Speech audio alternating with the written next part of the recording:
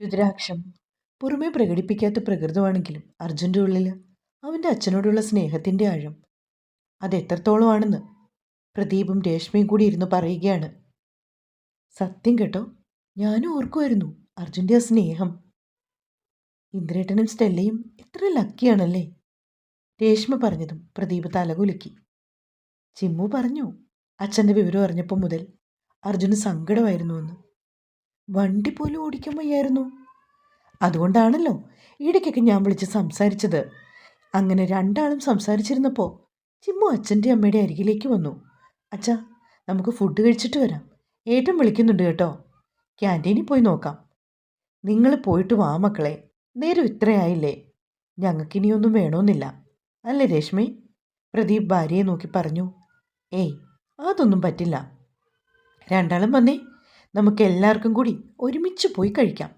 അവിടെ അമ്മയാണെങ്കിൽ ഒന്നും വേണ്ടെന്ന് പറഞ്ഞിരിക്കുക. എല്ലാവരും ഇങ്ങനെ തുടങ്ങിയാൽ എന്ത് ചെയ്യും? ശരിക്കും എനിക്ക് വിശക്കുന്നുണ്ട് കേട്ടോ. ചിമ്മു അച്ഛനെയും അമ്മയും നോക്കി കണ്ണുരുട്ടി. എന്നാലും അവർ രണ്ടാളും മടിയോടെ ഇരിക്കുകയാണ്. ഒടുവിൽ ഇത്തിരി ദേഷ്യപ്പെട്ടാണ് ചിമ്മു അവരെ കൂട്ടിക്കൊണ്ടുവന്നത്. അതേ അവസ്ഥയിൽ തന്നെയായിരുന്നു സ്റ്റെല്ലയും. അമ്മേ, എത്ര നേരം ഇങ്ങനെ ഒരേ ഇരിപ്പ് തന്നെ? അച്ഛനിപ്പോൾ ഒരു പ്രശ്നവുമില്ലെന്ന് ഡോക്ടർ പറഞ്ഞില്ലേ, ഇനി എന്താ? നാളെ അച്ഛനെ നേരിക്കണ്ട് സംസാരിച്ചിട്ട് മതി എന്ന മട്ടിലാണ് സ്റ്റെല്ല. പക്ഷെ ചിമ്മു അവരെ കുറിച്ച് വഴക്കൊക്കെ പറഞ്ഞു. അർജുൻ ആ സമയത്തൊന്ന് കുളിച്ച് ഫ്രഷ് ആവുകയാണ്. അവനാകെ മടുത്തുപോയിരുന്നു. അതുകൊണ്ടൊന്ന് കുളിച്ചു കഴിഞ്ഞാൽ ക്ഷീണം മാറുമെന്ന് പറഞ്ഞ് ചിമ്മുവാണ് അവനെ കുളിക്കാനായി കയറ്റിയത്. അർജുനും കൂടി ഇറങ്ങി വന്ന ശേഷം അവരെല്ലാവരും ക്യാൻറ്റീനിൽ ചെന്ന് ചപ്പാത്തിയും വെജ് കറിയുമായിരുന്നു കഴിച്ചത്. ഒരു കോഫി കുടിച്ചപ്പോൾ അർജുൻ്റെ ക്ഷീണമൊക്കെ കുറഞ്ഞു. അങ്ങനെ തിരിച്ച് റൂമിൽ വന്ന് കിടന്നപ്പോൾ വെളുപ്പിന് 1 മണിയായിരിക്കുന്നു. സ്റ്റെല്ലയും ചിമ്മും കൂടി ഒരു ബെഡ് ഷെയർ ചെയ്തു. അർജുൻ ഒറ്റയ്ക്ക് കിടന്നു. പ്രദീപും രശ്മിയും മറ്റൊരു റൂം എടുത്തിരുന്നു. കിടന്നുവെങ്കിലും ആർക്കും ഉറക്കം വരുന്നേയില്ല. വെറുതെ തിരിഞ്ഞും മറിഞ്ഞും അവർ നേരം വെളുപ്പിച്ചു. ഡോക്ടർ മാത്യു വന്ന ശേഷം അർജുനും അമ്മയും കൂടി അദ്ദേഹത്തെ കാണാൻ ചെന്നു. ഇന്ദ്രൻ ഓക്കെയാണെന്നും ഇനി പേടിക്കൊന്നും വേണ്ടെന്നും മാത്യു ഡോക്ടർ 100% ഉറപ്പ് പറഞ്ഞു. അത് കേട്ടപ്പോൾ അർജുൻ്റെ മിഴികൾ നിറഞ്ഞു. നാളെ ഉച്ചയോടുകൂടിയായിരിക്കും ഇന്ദ്രനെ റൂമിലേക്ക് മാറ്റുന്നത്. അതുവരേക്കും സർജിക്കൽ ഐസിയുവിൽ തന്നെ തുടരണം എന്നാണ് ഡോക്ടർ നിർദ്ദേശിച്ചത്. അതുപോലെ തന്നെ ഇന്ദ്രന് 6 മാസത്തേക്ക് റെസ്റ്റ് നന്നായിട്ട് വേണം. ഇന്ദ്രൻ ഓഫീസിലൊക്കെ പോകാനുണ്ടെന്നും കാര്യങ്ങളൊക്കെ നോക്കി നടത്തുന്നത് ഇന്ദ്രനാണെന്നും അർജുൻ ഡോക്ടർ മാത്യുവിനോട് പറഞ്ഞു. എന്നാൽ അതൊക്കെ ഇനി 6 മാസത്തേക്ക് നിർത്തിവെക്കുന്നതാണ് നല്ലതെന്ന് ഡോക്ടർ പറഞ്ഞു. കാരണം ഒരുപാട് സ്ട്രെസ്സൊന്നും അദ്ദേഹത്തിന് ഈ കുറച്ച് നാളത്തേക്ക് പാടില്ലത്രേ. ഓഫീസും കണക്കും കാര്യങ്ങളുമൊക്കെ മറ്റാരെയെങ്കിലും ഏൽപ്പിക്കുന്നതാണ് നല്ലതെന്നും ഡോക്ടർ പറഞ്ഞു. എല്ലാം കേട്ട് അർജുൻ തലകുലുക്കി. അച്ഛനെ നേരിട്ട് കാണാൻ പറ്റുമോ ചോദിച്ചപ്പോൾ ഉച്ചയ്ക്ക് ശേഷം മതിയെന്നാണ് ഡോക്ടർ പറഞ്ഞത്. ഡോക്ടറോട് ഒരുപാട് നന്ദിയൊക്കെ പറഞ്ഞ ശേഷം അർജുനും അമ്മയും കൂടി വെളിയിലേക്ക് വന്നു. അവരെ കാത്തു നിൽക്കുമായിരുന്നു പ്രദീപും രേഷ്മയുമൊക്കെ. ചിമ്മു.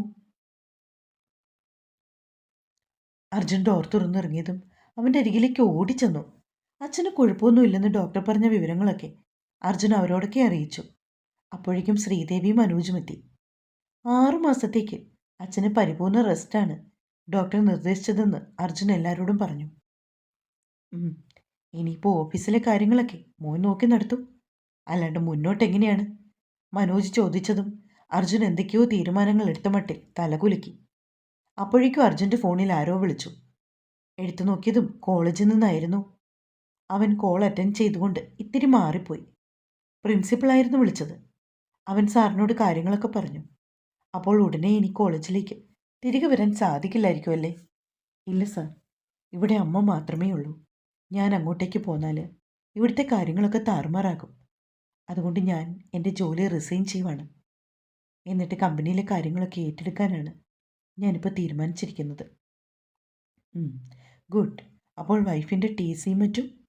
വൈഫിനെ ഞാൻ ഇവിടെ തന്നെയുള്ള കോളേജിലേക്ക് മാറ്റിക്കോളാം സർ. അച്ഛനെ റൂമിലേക്ക് ഷിഫ്റ്റ് ചെയ്ത ശേഷം ഞാനും വൈഫും കൂടി കോളേജിൽ വരാം. ഓക്കെ, സമയം പോലെ വന്നാൽ മതി എന്ന് പറഞ്ഞ് പ്രിൻസിപ്പൽ ഫോൺ വെച്ചു. ചിമ്മു അവൻ അരികിലായി വന്ന് നിൽപ്പുണ്ടായിരുന്നു. അർജുനേട്ടാ, ആരാ വിളിച്ചേ? കോളേജിൽ നിന്ന് പ്രിൻസിപ്പള്.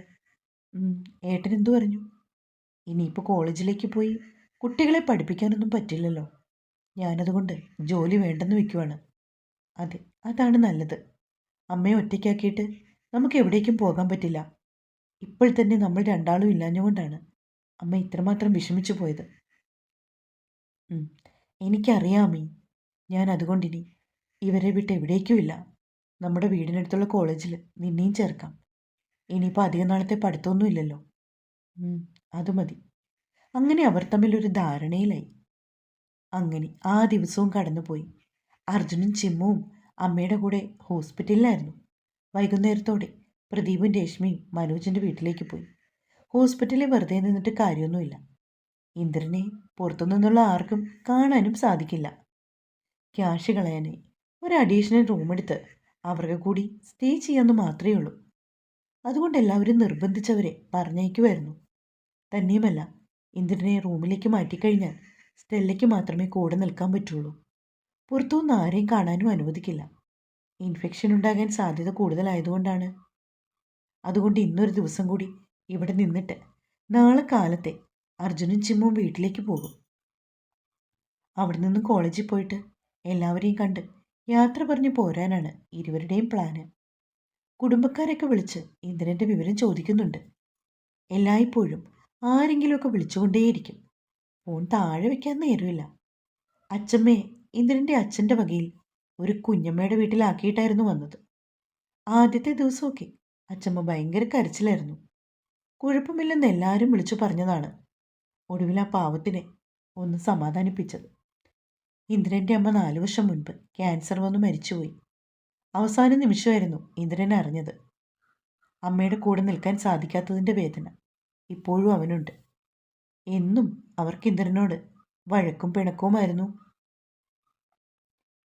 അമ്മയുടെ ഈ രീതിയൊന്നും മാറട്ടെ എന്ന് കരുതി ഇന്ദ്രനും വിട്ടുവീഴ്ചയ്ക്ക് മുതിർന്നില്ല. ഒടുക്കം ഈ ലോകത്തൊന്നും പോകാറായപ്പോഴായിരുന്നു അമ്മയും മകനും തമ്മിൽ അടുത്തത്. ചെയ്തു കൂട്ടിയ ദ്രോഹത്തിന് ഒരുപാട് മാപ്പ് പറഞ്ഞാണ് അവർ മടങ്ങിപ്പോയത്. കുറേ ദിവസങ്ങൾ ഇന്ദ്രൻ ആ വിഷമത്തിലായിരുന്നു. അർജുനും അമ്മയുമൊക്കെ ഒരുപാട് നിർബന്ധിച്ച ശേഷം അയാൾ പഴയ പോലെ ആയതും. അത്രയും പ്രശ്നമായിരുന്നോ? ഈ പാവം അച്ഛനോട് എങ്ങനെ ഇതുപോലെ പെരുമാറാൻ സാധിച്ചു? അതും ഒരേയൊരു മകൻ. കഷ്ടമല്ലേ? അർജുൻ പഴയ ഓരോരോ കാര്യങ്ങൾ പറയുന്ന കേട്ട് ചിമ്മു അവൻ്റെ അടുത്തിരിക്കുവാണ്. എൻ്റെ ഓർമ്മയിൽ പോലും ഈ അമ്മൂമ്മ വീട്ടിൽ വന്നിട്ടില്ലടാ. എന്നും വഴക്കു മാത്രം. എന്തെങ്കിലും കാരണങ്ങളുണ്ടാക്കും. അതായിരുന്നു ആളുടെ തൊഴിൽ. രണ്ടാളും അങ്ങനെ സംസാരിച്ചിരുന്നപ്പോൾ ഹന്നയുടെ ഫോൺ കോൾ വന്നു. ഹലോ ചിമ്മു. ആ ഹന്ന, എന്താടാ? നീ ഹോസ്പിറ്റലിലാണോടാ? അതെ, ഞാനിപ്പോഴും ഹോസ്പിറ്റലിൽ തന്നെ. നീയോ? ഞാനിപ്പോൾ വീട്ടിൽ വന്ന് കയറി. എടാ, എന്തുണ്ട് വിശേഷം? അച്ഛൻ ഓക്കെ ആയോ? അച്ഛനെ നാളെ റൂമിലേക്ക് മാറ്റും. കുഴപ്പമില്ലടാ, അച്ഛൻ ബെറ്ററായി വരുന്നുണ്ട്. അർജുൻ സർ? ഏട്ടൻ ഇവിടെ ഉണ്ട്. നിന്റെ അടുത്തുണ്ടോ? ഹന്ന വീണ്ടും ചോദിച്ചു. ഹന്ന ചോദിക്കുന്നത് ചിമ്മുവിൻ്റെ അരികിലിരുന്ന് അർജുനും കേട്ടു. എന്താടാ, നീ പറയ. എടാ, നീയും അർജുൻ സാറും തമ്മിൽ വിവാഹം കഴിച്ചതാണെന്ന് ക്ലാസ്സിൽ എല്ലാവരും അറിഞ്ഞു. അതെങ്ങനെ? ചിമ്മു അന്താളിച്ചു പോയി. എടാ, നമ്മുടെ സൂസൻ മാം എന്ന് പറഞ്ഞതേ. യോ, എന്നിട്ടോ? എന്നിട്ട് കുഴപ്പമൊന്നുമില്ല. സാറിക്കാരെയൊക്കെ നേരത്തെ സ്റ്റാഫ് റൂമിൽ പറഞ്ഞിട്ടുണ്ടായിരുന്നു. ടീച്ചേഴ്സിന് എല്ലാവർക്കും അതറിയുകയും ചെയ്യാം. അയ്യോ, നേരാണോ? അതെ. ക്ലാസ്സിൽ എല്ലാവരും ഞെട്ടിപ്പോയി. ബോയ്സിനും ഗേൾസിനുമൊക്കെ ഒരുപോലെ സങ്കടമായിപ്പോയി കേട്ടോ. അതെന്താ? അന്ന ചിരിയോടെ പറയുന്ന കേട്ട് ചിമ്മു പെട്ടെന്ന് ചോദിച്ചു. നിന്നെ വായി നോക്കിയിരുന്ന ആൺകുട്ടികൾക്ക് സങ്കടമായി. സാറിനെ ട്യൂൺ ചെയ്ത് വീഴിക്കാന്ന് കരുതിയ പെൺപിള്ളേർക്കും സങ്കടമായിപ്പോയി. അവൾ പറയുന്ന കേട്ട് ചിമ്മു ചിരിയോടെ അർജുനെ നോക്കി. എല്ലാം കേട്ടുകണ്ട് അർജുൻ അവളുടെ അരികിലായി ഇരിപ്പുണ്ട്. നീ ഇനി എന്നാണ് കോളേജിലേക്ക് വരുന്നത്? ഞാൻ ഈ ആഴ്ച വരൂടാ. ഇനിയിപ്പോൾ ഞാനും അർജുനേട്ടനും നാട്ടിൽ തന്നെ നിൽക്കാനാ പ്ലാന്. അയ്യോ, അപ്പം നീ കോളേജ് മാറുവാണോ? അതേടാ. ഇനിയിപ്പോൾ അച്ഛന് വയ്യാത്ത സ്ഥിതിക്ക് അച്ഛൻ്റെ കമ്പനിയും കാര്യങ്ങളും ഒക്കെ അർജുനേട്ടൻ ഏറ്റെടുക്കാനാണ്. അപ്പോൾ പിന്നെ ഏട്ടൻ എന്തായാലും ജോലി റിസൈൻ ചെയ്യും. പിന്നെ ഞാൻ ഒറ്റയ്ക്ക് എങ്ങനെയാടാ? നിനക്കറിയാലോ, ഞങ്ങളുടെ വിവാഹം കഴിഞ്ഞിട്ട് കുറച്ച് ദിവസങ്ങളേ ആയിട്ടുള്ളൂ. ഏട്ടനെ പിരിഞ്ഞു നിൽക്കാൻ എനിക്ക് ബുദ്ധിമുട്ടാണ്. അല്ലെങ്കിൽ ഹോസ്റ്റലിൽ എവിടെയെങ്കിലും നോക്കായിരുന്നു. ശോ, നീ ഇനി ഇല്ലേടാ. കഷ്ടം. അന്ന് സങ്കടപ്പെട്ടു.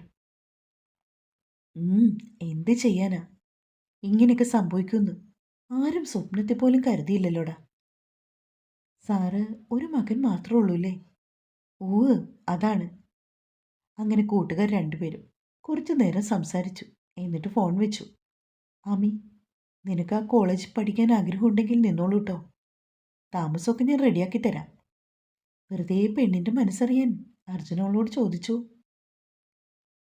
യോ, എനിക്കെൻ്റെ ഏട്ടനില്ലാണ്ട് പറ്റില്ലെന്നേ. ഒരു ദിവസം പോലും എനിക്ക് കാണാതിരിക്കാൻ വയ്യ. അതാണിപ്പോൾ മെയിൻ പ്രോബ്ലം. അവളുടെ പറച്ചിൽ കേട്ടതും അർജുന് ചിരി വന്നു. ശരിക്കും അവളുടെ നാവിൽ നിന്നും അത് കേൾക്കാൻ വേണ്ടിയാണ് അർജുൻ അങ്ങനെ ചോദിച്ചതുപോലും. തുടരും. നമ്മുടെ കഥ തീരാറായി വരുന്നു കേട്ടോ.